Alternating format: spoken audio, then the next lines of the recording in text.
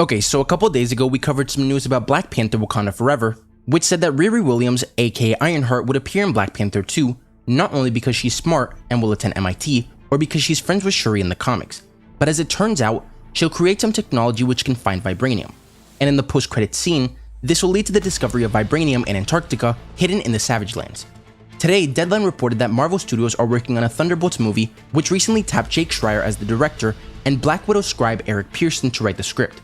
Now this is huge news because we've known that a Thunderbolts project has been in development for years at Marvel Studios, and even though William Hurt passed away and we may not see Red Hulk unless Marvel recasts and probably makes him fully CGI and always in his Red Hulk form, we already knew that Thunderbolt Ross wouldn't be the one to set up the Thunderbolts in the MCU, as Valentina Allegra de Fontaine was introduced in The Falcon and the Winter Soldier and began recruiting members for the team.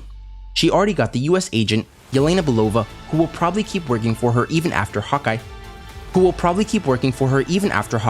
to her what really happened to Black Widow, and She-Hulk, she may recruit the Abomination, again, assuming that Marvel recast, I don't see why we couldn't get Red Hulk as well, and in Black Panther 2, it's possible that she may even recruit Riri.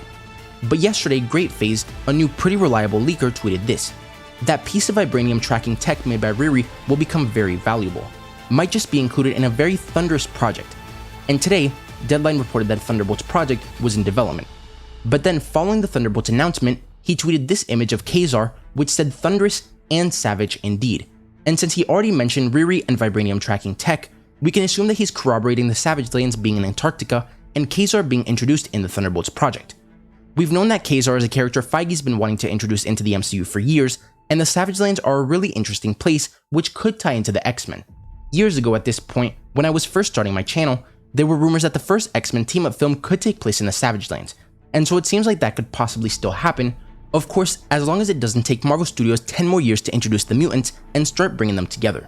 But something that's really interesting is that in the comics there are two types of vibranium, Wakandan and Arctic or Savage Land vibranium, better known as antimetal, which is the only substance that can cut or pierce adamantium. In the Wolverine, we saw that Wolverine's adamantium claws were cut by the Silver Samurai, but that's because his sword was also made of adamantium and it was superheated. But antimetal could cut it clean off in its base state. There would be no need for superheating.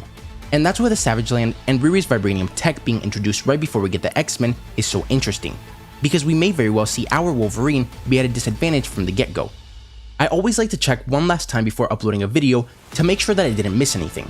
Sometimes, like today, I have to go back and add a bit, and other times I end up having to make a separate video covering it.